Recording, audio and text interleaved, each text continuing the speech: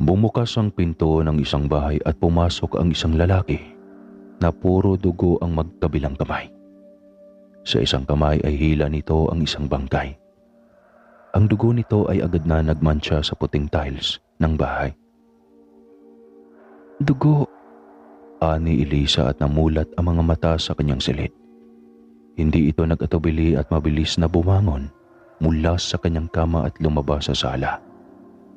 Wala pang 2 segundo ay nakababa ito sa sala, kasabay ng kanyang isang kapatid at 2 magulang nito. Natiyak ay nalanghap din ang mabangong dugo ng tao. "Anong ginawa mo?" Tanong ng kanilang ina. Bumungad sa kanila si James, ang nakakatandang kapatid nila Elisa, dala ang bangkay ng isang tao. "Huwag kayong mag-alala. Ninakaw ko lang ito sa kapwa nating aswang." Pahayag niya at walang kahirap-hirap na binuhat ang katawan ng tao sa lamesa, gamit lamang ang isang kamay. "Anong ginawa mo sa aswang?" Pagbabago ng tanong ni Elisa. Bumaling si James sa kanya sa oras na iyon bago ngumisi. "Kung ano ang dapat gawin." Tugon nito. "Ela, magdahan-dahan ka." Sigaw ng kanilang ama nang matagpuan nila ang kanilang kapatid na mabilis na nilantakan ang katawan ng tao. "Kainin niyo na, kahit marami pa tayong stock," saad ni James at pinagpag ang kanyang mga kamay. "Siya nga pala, kailan mo balak ipakilala ang jowa mong tao?" ani ni James kay Elisa. Matalim na tinitigan ni Elisa si James sa mga oras na iyon. "Huwag mo siyang gagalawin," pagbabanta nito. "Wala akong sinasabi," saad nito at ngumisi sa kanya bago nawala ang kanyang paningin. "Kumain ka na, Elisa," saad ng kanyang ina na puro dugo ang mga kamay at bibig. "Hindi na," saad niya tsaka ito naglaho sa kanilang harapan. Kinabukasan ay normal na pumasok si Elisa sa paaralan. Walang kahit isa sa kanila ang nakakaalam ng tunay niyang pagkatao, maging ng kanilang pamilya. Mailan din namang aswang ang nag-aaral doon at walang kaeda-edaya ang mga ordinaryong tao na may kasama silang mga aswang sa paaralang iyon. "Babe," malakas na sigaw ni Ron at tumakbo papunta kay Elisa. Napabuga ng hangin si Elisa nang naghintay pa siya bago ito makalapit sa kanya. Nakakalimutan niya na isa nga pala itong tao ang kasintahan niya at hindi aswang na katulad niya. "Ayos ka na ba? Wala ka ng lagnat?" Tanong niya at sinalat pa ang noo nito. "Wala na, okay na ako." Tugon nito at hinawakan ang kanyang kamay. Nahinto si Elisa at mariin na napapikit nang maayos ang nakakaakit na amoy na iyon. Alam na nito kaagad kung ano ang amoy na bigla na lamang humahalimuyak. "Nagasgas ako doon sa may gate. Siksikan kasi kanina." Ani Ron at ipinakita ang sugat nito sa kanyang braso na may dugo pa. Parang biglang namutla si Elisa ng mga oras na iyon. Nakakuyom ang kanyang mga balat at pinipigilan ang kanyang sarili. "Ayos ka lang?" tanong ni Ron sa kanya. Tumunog ang bell. Hudyat na simula na ng klase. Mauna na ako ha. Mamaya na lang." Anya at mabilis nang tumakbo. Pinipigilan pa nito na magamit ang taglay ng mga aswang sa pagiging mabilis na gumalaw. Halos ikamatay niya ang pagpipigil sa dugo. Kahit na ilang taon na silang nakikihalubilo sa mga tao ay hindi pa rin niya makayanang hindi maakit ng amoy ng dugo. Iyon ang pinakamahirap sa mga tulad niyang aswang. "Let me guess, may sugat ang kasintahan mo?" Tanong ni Jeremy sa kanya nang akban na siyang papasok sa classroom. Masamang tinignan niya agad ito. Si Jeremy ay isa rin na aswang gaya niya Alam nito ang relasyon na mayroon siya sa isang tao na si Ron. Kung nandito ka para sabihan ako, alam mo na ang sagot ko. Anya at naupo sa upuan sa pangalawang linya. Gusto ko siyang makilala ng kuya mo. Bakit hindi mo dalhin sa inyo? Sarkastiko nitong Saad at mahinang tumawa. Nananadya ka ba? Gusto mo bang hindi na makakalabas ng buhay si Ron doon? Inis niyang Saad at matalim na tinignan si Jeremy na mahina lang naman na tumawa. Magkasintahan kayo. Alam mo namang wala kang plano. Ano? Hanggang ganyan lang kayo? Tanong ulit ni Jeremy sa kanya. Luminga muna si Elisa at sinisiguradong walang makakarinig sa kanila. Mabuti na lang at maingay pa ang klase at may kanya-kanya pa silang mundo dahil wala pa ang guro. Na hindi nga niya alam ang totoo kong pagkatao. Banggit niya at huminga ng malalim. Yan ang isa pang problema. Ano na? Kailan mo sasabihin? Sunod-sunod na tanong ni Jeremy. Hindi ko pa alam. Sagot niya. Dahil sa totoo lang ay wala pa siyang balak sabihin kay Ron ang katotohanan. Kung sasabihin ko lang iyon sa kanya, tatawanan lang ako nun. Kapag naman nakita niya akong ganun, baka hindi niya ako matanggap.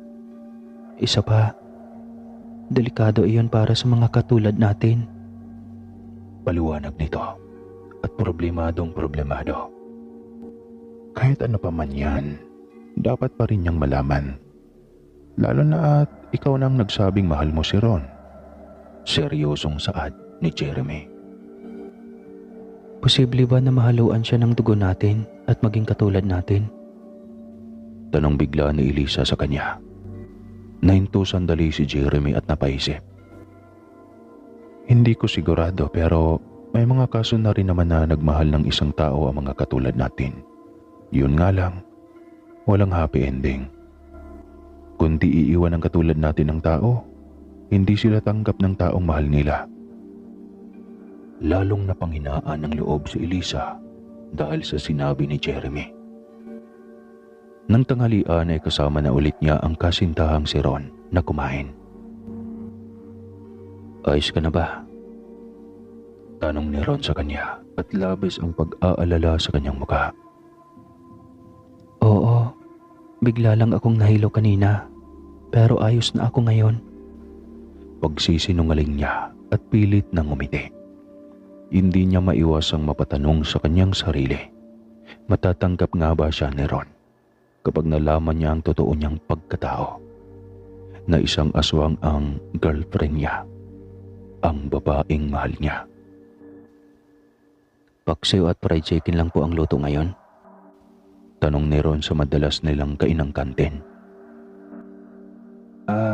Oo hindi ako nakapagluto gaano. Sagot ng babae. Fried chicken lang ako. Saad ni Elisa. 2 chicken ate tsaka 2 rice at tubig. Payag na Ron sa babae. Iyon ang isang napagsanayan nila Elisa. Nakakain sila ng mga pagkain ng mga tao. Maliban na lamang sa mga bawang at asin. Ang asin ay hindi naman tumatalab sa kanila kapag nakahalo sa pagkain. Pero ang bawang ay hindi. Ito talaga ang pinakamatindi nilang kalaban sa lahat. Kahit na nakakasabay sila sa pagkain ng mga tao ay hindi pa rin maiibsan ang gutom at uhaw nila sa totoong laman ng tao at dugo ng mga tao. Guys! Napalingon sila kay Christina na agad na tumabi sa kanilang dalawa. Matagal na rin kaibigan ni Elisa si Christina. Ngunit katulad ni Ron ay wala itong alam sa totoo niyang pagkatao. Ano na naman ba ang chismis? Natatawang tanong ni Ron. May nababalita. Anya at mas lumapit sa kanila. May isang estudyante raw na natagpuan sa ilog na malapit dito. Patay at halos hindi makilala. Parang gawa raw ng isang aswang. Kwento nito na kaagad na ikinatahimik ni Elisa. Aswang? Mahinang tumawa si Ron at napailing. Hindi totoo ang mga aswang. Gawa-gawa lang siguro yan. Naniwala ka naman kaagad. Dagdag niya at napailing kay Christina. Paano kapag nakakita ka ng aswang? Tanong na may kasamang paghahamon ni Christina. Tsaka na ako mananiwala kapag nakakita ako. Ani ni Ron at natatawa pa. Nananatiling tahimik si Elisa sa usapang aswang. Mas lalo siyang nagkaproblema at nahirapang sabihin ang tunay niyang pagkatao sa kasintahang si Ron. Hindi ka matatakot? Tanong ulit ni Christina. Siyempre matatakot. Sagot ni Ron at sabay silang tumawa. Lalo pang natahimik si Elisa na kasama nila. Kung ganon ay katatakutan niya ang sarili niyang kasintahan. Parang piniga ang puso niya dahil doon. Mukhang malabo na matanggap ni Ron kung ano at sino si Elisa. Siya nga pala, may party kila Luna sa isang linggo. Inimbitahan niya tayo. Pag-iiba ng usapan ni Christina. Bumuga ng hangin si Elisa at iwinaksi ang mabigat niyang problema sa kanyang isip. Balita ko halos lahat ng batch natin imbitado. Wika ni Ron. Alam mo naman si Luna, anak ng mayor kaya mayaman. Tsaka mansion din ang bahay nun, parang si Elisa. Banggit ni Christina. Natahimik ang magkasintahan. Nahinto ang mga mata ni Ron kay Elisa. Matagal na nilang pinagtatalunan iyon. Gustong-gusto ni Ron na makilala ang buong pamilya ni Elisa. Yun nga lang, alam ni Elisa na magiging mahirap iyon. Lalo pa ang kapatid niyang si Ella ay hindi pa alam kontrolin ang kanyang sarili. Kasi bata pa ito. Mauna na ako sa inyo ha. Betwell. Ani Christina at agad na umalis. Nakalimutan nito na hindi pa nga pala legal ang dalawa sa pamilya ni Elisa. Ron, huwag mo na ngayon. Saad agad ni Elisa.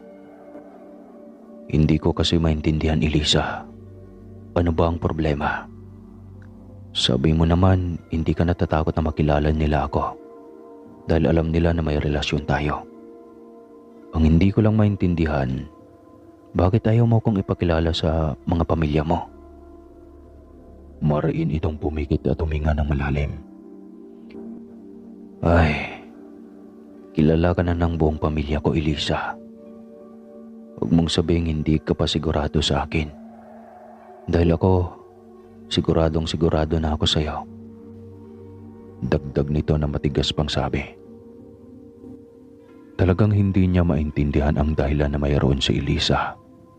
Masasabi pa kaya niya ang lahat ng ito kung malaman niya na ang girlfriend niya at ang pamilya nito ay mga aswang. Gugustuhin pa ba ni Ron na makilala sila? Sige, mamayang uwian. Dumiretso tayo sa bahay. Desisyon ni Elisa. Bago mag-uwian, ay kaagad na tinawagan ni Elisa ang mga magulang niya na ipakilala niya si Ron sa kanila. Ready ka na? Tanong ni Elisa sa kasintahan nang nasa labas na sila ng kanilang bahay. Bumuga ng hangin si Ron bago ito tumango. Bakas na bakas ang kaba sa kanyang mukha sa oras na iyon. Ginusto mo to. Komento ni Elisa at mahinang tumawa. Tara. Anya at mahigpit na hinawakan ng kamay ni Ron papasok sa bahay nila. Nariyan na sila. Ani ni James, ang kapatid ni Elisa. Nasa sala sila at nakaabang. Ngunit ganoon talaga katapang ang dugo ng mga tao sa pang-amoy ng mga aswang. Ella, ang bilin ko sa'yo ha? Paalala ng ina nila sa kapatid na si Ella. Akong bahala sa kanya, ma. Sagot ni James at tinabihan ang kapatid. Para kung anuman ang mangyari ay agad niyang mapigilan ito sa hindi niya dapat gawin. Ma, pa. Tawag ni Elisa habang hawak ang kamay ni Ron. Magandang hapon po. Magalang niyang bati at kinuha ang kanilang mga kamay at saka nagmano. Ako po si Ron, boyfriend po ni Elisa. Nagagalak po akong makilala kayo. Masaya niyang saad sa kanila na may halong kaba. Masaya rin kami na sa wakas ay nakilala ka na namin. Tugon ng ina ni Elisa. James, Ella. Malamig na tawag ng kanilang ama upang makipagkilala sila kay Ron, ang taong kasintahan ni Elisa. Sandali silang tinignan ni Elisa na may halong babala sa dalawang kapatid. Hello, ako si James. Pakilala ni James at inabot ang kanyang kamay. Ako po si Ella. Pakilala ng bunso nilang kapatid. Agad na hinila ni James si Ella sa kanyang gilid bago pa ito mawala sa kontrol. Masaya kami na makilala ka, iho. Ani ng ama ni Elisa at inabot ang kanyang kamay kay Ron. Agad iyong tinanggap ni Ron, ngunit sa oras na iyon ay dinian niya nito ang kapit sa kamay ng kasintahan ng anak. Aalis din si Ron. Ani ni Elisa at pinaghiwalay ang kamay ni Ron at ng kanyang ama. Binalaan nito sa kanyang mga mata ang sarili niyang ama. Gabi na rin kasi. Dagdag ni Elisa sa malamig na tono ng kanyang boses. Sa susunod na lang po ako babalik. Maraming salamat po. Pahayag ni Ron dahil ang usapan nga nila ay sasaglit lang siya. Kahit papano ay nabunutan ng isang tinik si Elisa sa lalamunan. At least ngayon ay kilala na ni Ron ang kanyang pamilya. Ang tanging lingid na lang sa kanyang kaalaman ay ang katotohanan. Sumapit ang araw ng kaarawan ni Luna at dumalunga ang magkasintahan sa party na inihanda nito. Maraming tao at may sari-sariling mga mundo. Lahat ay nagkakasiyahan at ang ilan ay nagsisimula na ring mag-inuman. Happy birthday, Luna. Bati nila Elisa kay Luna. Uy, salamat. Mag-enjoy lang kayo riyan, ha? Nito bago nito hinarap ang iba pa nitong bisita. Ganitong oras pinatay yung sinasabing na biktima ng aswang. Ani Christina. Ay nako, aswang na naman. Wika ni Ron at napailing. Kakaganyan mo, bakalapitan ka ng aswang. Napahinto sila sa biglang pagdating ni Jeremy. Tumingin ito kay Elisa at ngumisi. Ay nako, Jeremy. Kung kasing gwapo mo naman ang aswang, ay walang problema. Kainin mo na ako agad. Wika ni Christina at agad na kumapit sa braso ni Jeremy. Napailing na lang sila Ron at Elisa sa kaibigan. Talagang baliw na ito sa kagwapuhan ni Jeremy mula noon. Ikaw ba, Ron? Kung kunwari ay aswang si Elisa. Agad na tinignan ni Elisa si Jeremy ng masama. Kitang-kitang matinding takot at kaba sa mga mata nito. Ano, matatanggap mo ba siya? Dagdag na tanong ni Jeremy kay Ron. Hoy, matatanggap mo ba si Elisa kung isa siyang totoong aswang? Tanong ulit ni Jeremy kay Ron. Oo, at saka hindi naman siya aswang. Kaya wala akong dapat na problemahin. Mahina itong tumawa. Nagkatinginan agad ang dalawa at nagbibit-balikat si Jeremy kay Elisa. Nagpatuloy ang party at si Ron ay nawala na rin sa paningin ni Elisa nang hilahin siya ng mga lalaki nitong barkada. Maging si Christina hindi na niya nakita pa. May problema, ani Jeremy at lumapit sa kanya. Agad na kumunot ang noo ni Elisa. Lalo pa nang dumako ang mata niya sa laylayan ng damit ni Jeremy na may bahid ng dugo. Anong nangyayari? Nag-aalalang tanong ni Elisa. May ilang mga kasamahan tayo ang hindi na kontrol ang mga sarili nila. Pahayag nito at luminga sa paligid. Nasa isang kwarto sila sa taas. Dagdag ni Jeremy. Ano? Nababaliw na ba kayo? Paano kung may makakita sa inyo?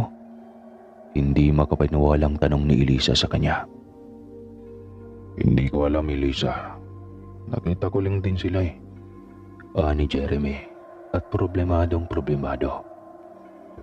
Tara, linisin natin. Niya at agad silang nagpunta sa itaas. Pagpasok pa lang nila ay bumungad na ang mga katawan na nilalantakan ng dalawan nilang kapwa mga aswang. Mariin na pumikit si Elisa sa problemang iyon. Anong gagawin natin ngayon? Problema niyang tanong. Mariin na pumikit si Elisa nang magsimula siyang akitin ng mabangong dugo na ngayon ay amoy na amoy nila. Maging si Jeremy ay hindi makagalaw sa kanyang tabi. Sinusubukang kontrolin ang kanyang sarili. Hindi ko na kaya. Ni Jeremy at nakisali sa pagkain ng mga tao. Jeremy! Sigaw ni Elisa ngunit wala na siyang nagawa para pigilan pa ito. Napalunok si Elisa habang pinapanood sila. Habang pinipigilan niya ang sarili niya ay mas lalo siyang nakakaramdam ng matinding panghihina. Shit! Mura niya at mabilis na nakisalo sa mga katawan ng tao sa loob ng silid. Nakita mo si Elisa? Tanong ni Ron sa mga nasa itaas. Hinahanap ang kanyang kasintahan. Nakita ko pumunta sa kwarto niya kasama si Jeremy. Sagot ng isang babae. Sige, salamat. Agad siyang nagpunta doon at inisa-isa ang mga kwarto. Elisa, tawag niya sa bawat kwarto na tinitignan. Elis, napahinto agad si Ron nang buksan niya ang isang kwarto. At do'y bumungad sa kanya ang kasintahan nitong kinakain ng tao. Nanlaki ang mga mata nito at halos mawala ng dugo sa takot. Elisa, nanginginig niyang sampit. Ron! Gulat na tawag na Elisa.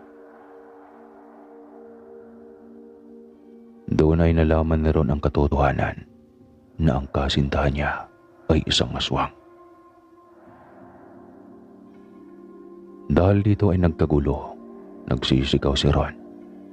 Agad na nag-akyata ng mga tao. Hinalughog nila ang bawat kwarto, ngunit wala na silang natagpo ang aswang. At simula din noon, ay hindi na nagpakita sa kanya si Elisa. Sinubukan na pinuntahan ng mga residente ang bahay nito, ngunit wala ng mga nakatira doon. Pati si Jeremy ay hindi na rin lumantad at ibang mga kaklase nila na pinaghihinalaan nila na isa rin sa mga aswang.